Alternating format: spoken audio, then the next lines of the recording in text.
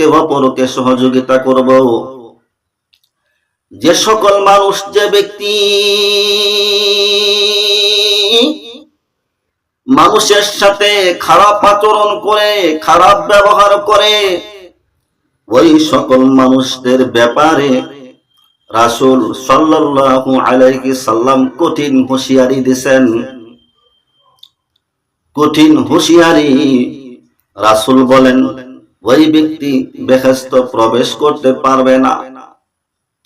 লা ইয়াদখুলুল জান্নাতা মান লা ইয়ামানু জারুহু বাওয়াইকাহু।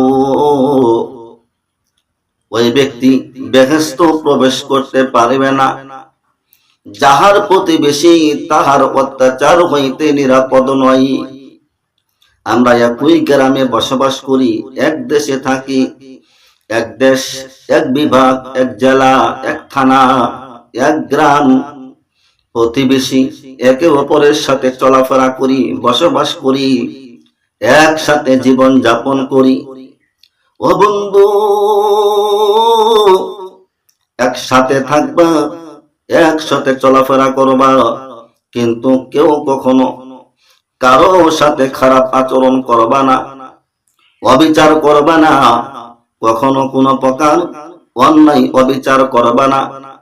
মনে রাখবা, সে দুর্বল, তাকে তুমি সহায়তা করবা, সাহায্য করবা, তার সাথে অন্যায় অবিচার করা যাবে না।